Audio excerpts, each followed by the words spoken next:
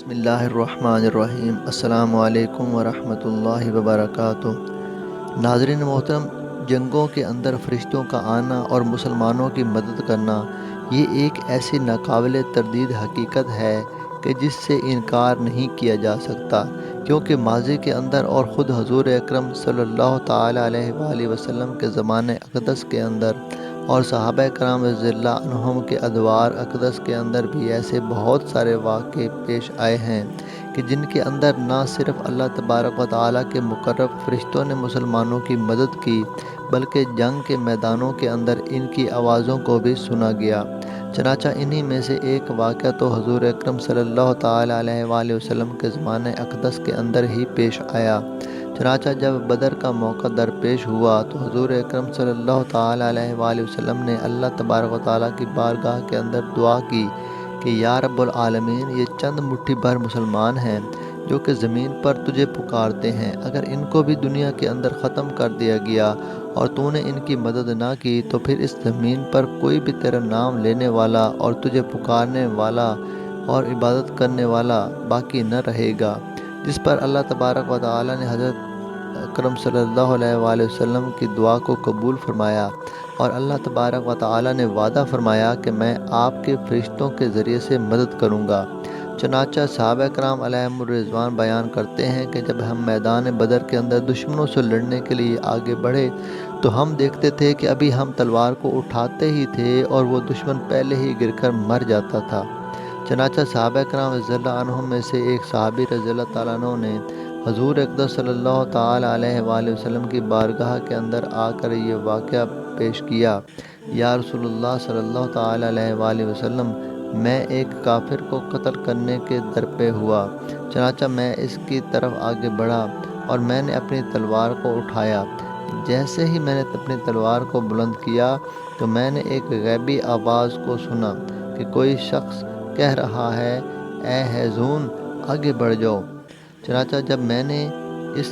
کافر کی طرف دیکھا تو وہ ایک دم سے نیچے گرا، اور جب میں آگے بڑھا اور میں نے اسے چیک کیا تو وہ ہلاک ہو چکا تھا، اور اس کے چہرے اور جسم پر ایک کوڑے کا نشان پڑ چکا تھا، جس کی وجہ سے اس کا پورا جسم سیاہ ہو چکا تھا۔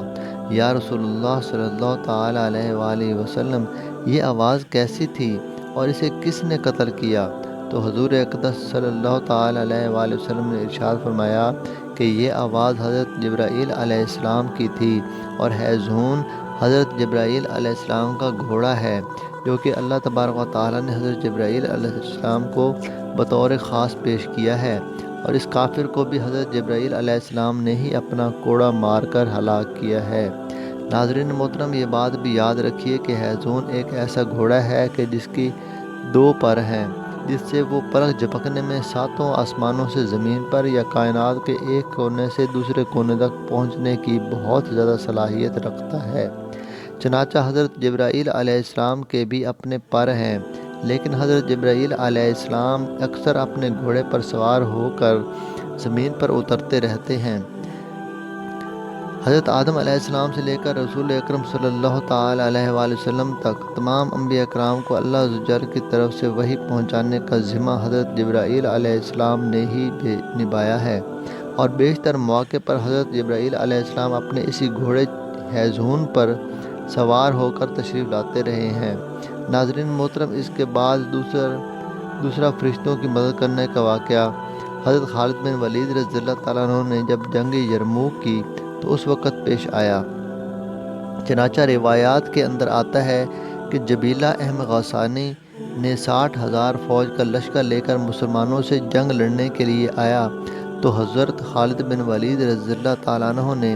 حضرت ابو عبیدہ رضی اللہ تعالیٰ عنہ سے عرض کی کہ میں یہ چاہتا ہوں کہ میں ان سے جا کر جنگ کروں، لیکن اس لیے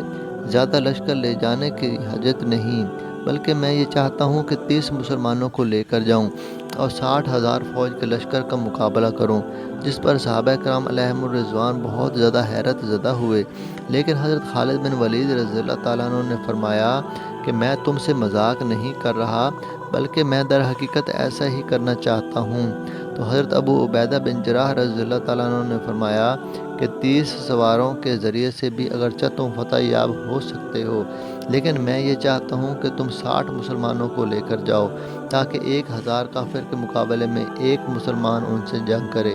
اور بلا شک و صبح ہمارے مجاہدین میں سے ایسے مجاہدین بھی ہیں جو اللہ اور اس کے رسول صلی اللہ تعالیٰ علیہ وآلہ وسلم کی رضا کے لیے لڑتے ہیں۔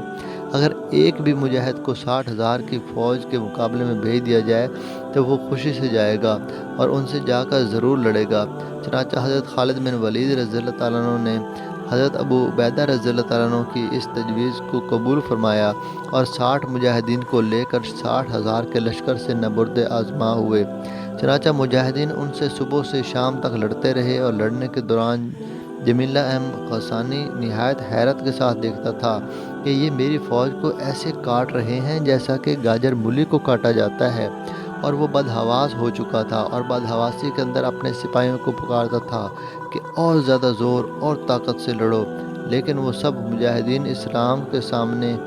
گاجر مولی کی طرح کٹ رہے تھے۔ چنانچہ اسی دوران وہ بھاگ کھڑے ہوئے اور انہوں نے پیٹھ پھیری جیسے آسمان سے ان کو کسی نے ڈرا دیا ہو۔ چنانچہ جب جمیلہ احمد غسانی اپنے حاتم کے پاس واپس پہنچا اور اس نے معذرت اور اپنی صفائی پیش کرتے ہوئے کہا،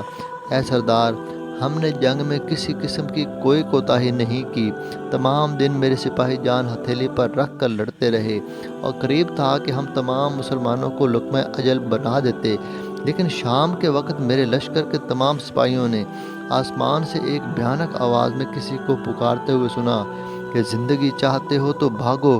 اور ہلاک ہونا ہے تو ٹھہرے رہو۔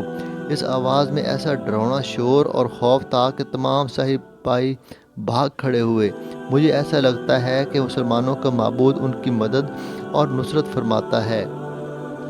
ناظرین محترم، یہ آواز انہی فرشتوں کی تھی جو مسلمانوں کی مدد کے لیے آسمانوں سے زمین پر اترتے ہیں۔ پیارے دوستو، ایسے ہی معجزات فلسطین کے اندر بھی دیکھنے کے اندر آ رہے ہیں کہ اچانک سے غائب سے یہ آواز آئی جیسے کوئی پکارنے والا فرشتہ ہو، اور وہ یہ پکار رہا تھا، اے اللہ کے بندے، اٹھ اپنے ٹنل سے باہر نکل اور تو خوف نہ کر اور جا کر اس دشمن کو قتل کر دے۔ چنانچہ وہ مجاہد بیان کرتے ہیں کہ میں اپنے ٹنل سے نکلا اور میں پیدل چلتا ہوا گیا۔ میں نے بم کو دشمن کے فوجی ٹینک پر رکھا اور اللہ تبارک و تعالیٰ کے حکم سے وہ ٹینک بالکل تباہ ہو گیا اور میں واپس بھی آ گیا، لیکن مجھے کوئی بھی شخص نہ دیکھ سکا۔ اللہ تبارک و تعالیٰ سے دعا ہے کہ اللہ تبارک و تعالیٰ ہمیں بھی دین اسلام کی سربلندی کے لیے اپنی جانوں کے نذرانے پیش کرنے کی توفیق عطا فرمائے۔ آمین یا رب العالمین۔